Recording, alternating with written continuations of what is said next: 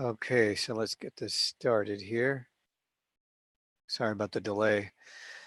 Okay, you should be able to see the charts here. We're going to start off with the dollar Canadian. So we talked about gold yesterday. Actually, I'm going to bring that chart.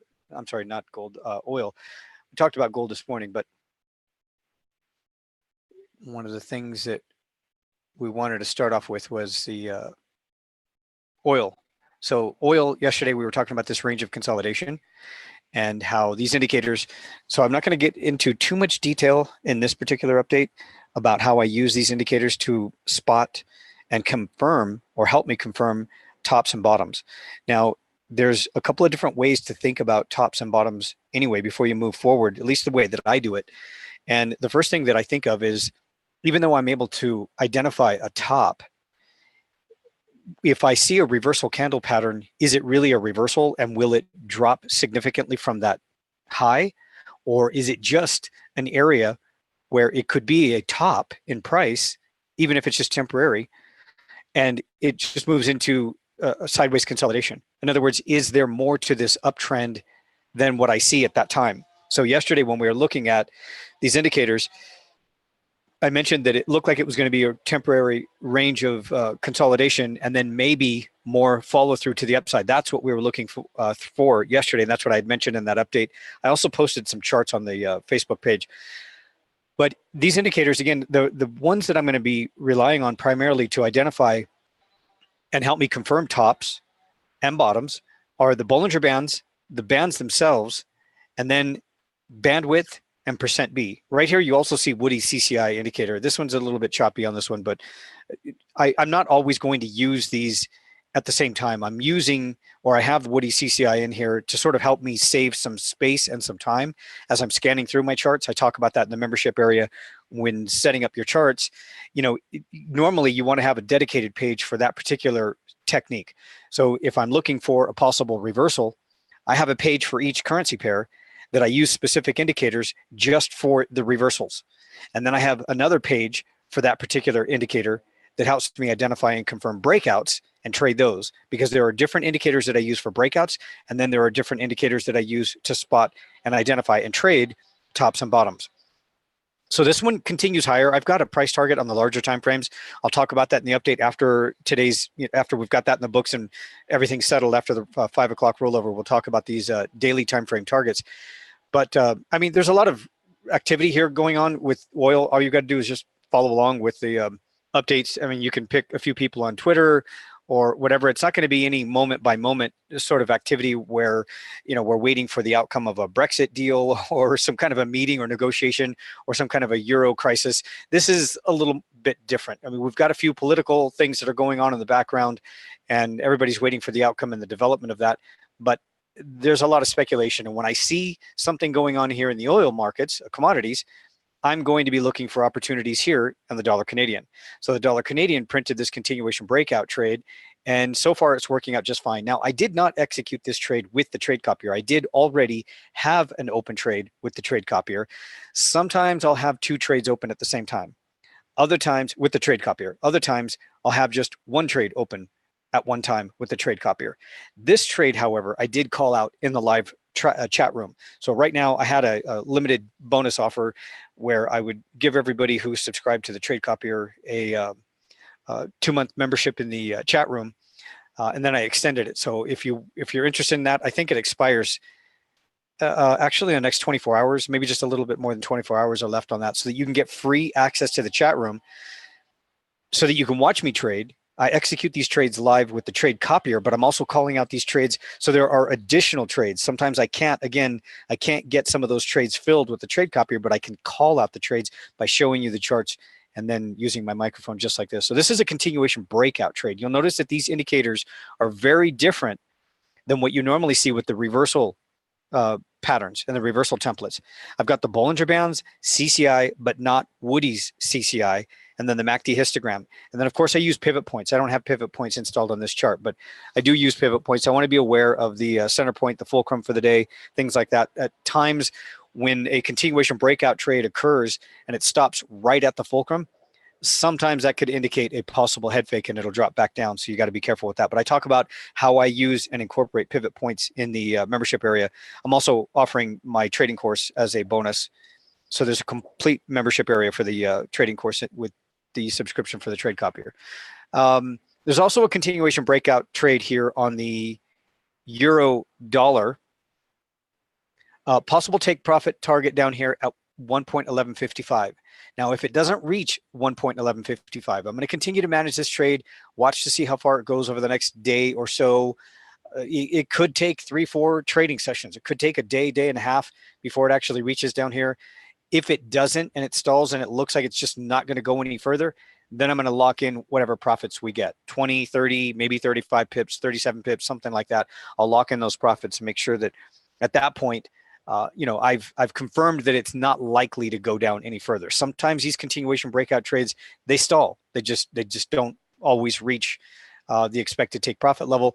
90 to 95% of the time, though, they will work. Now, we're experiencing some significant volatility or lack of in certain areas of the markets.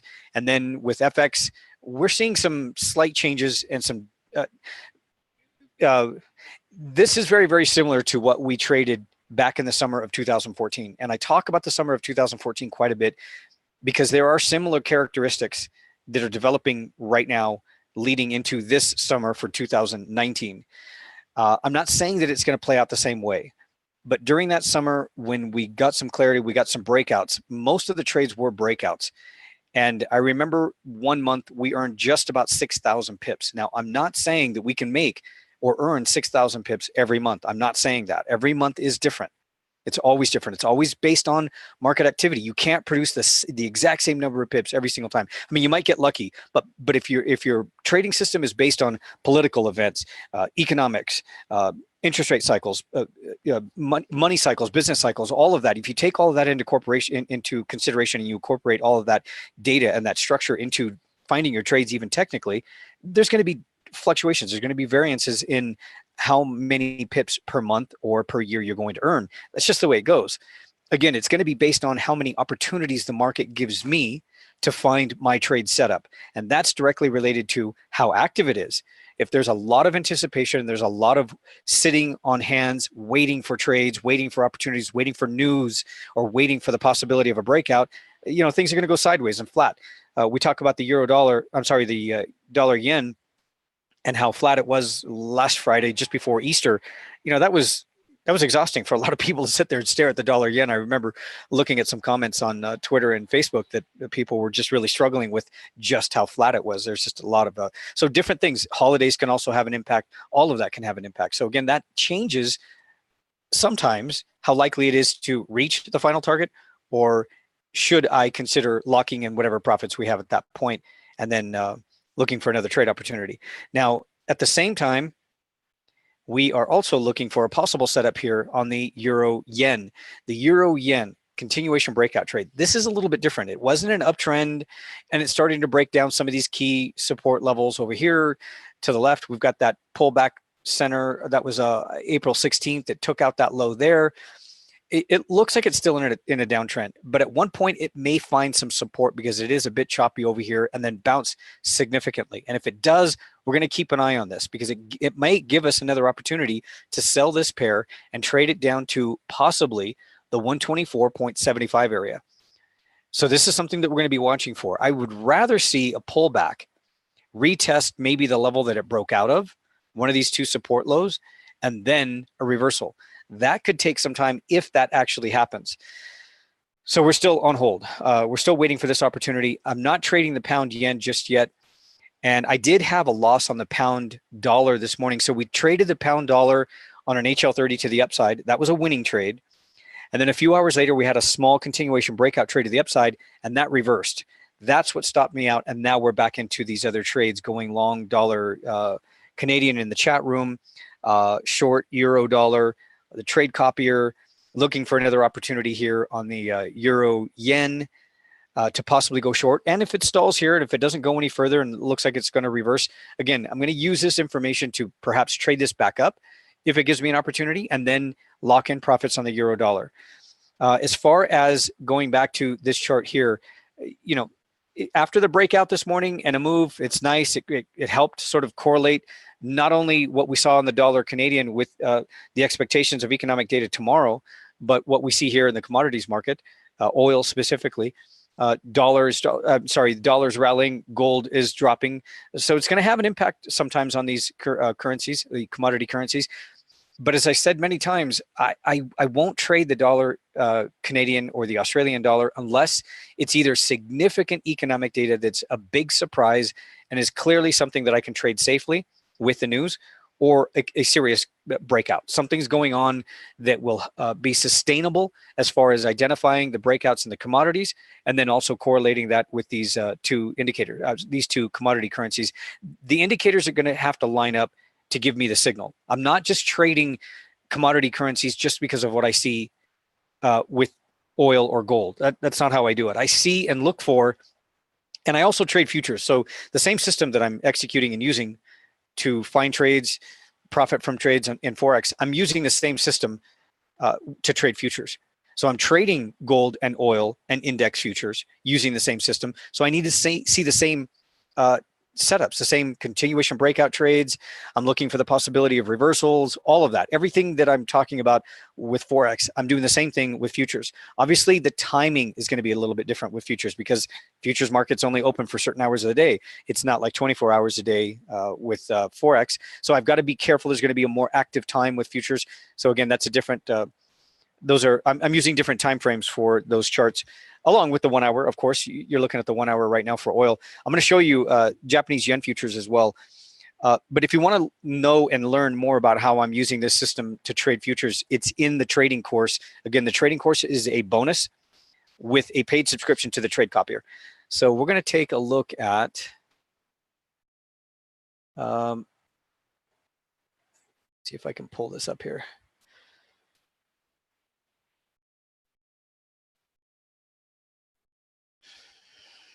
All right.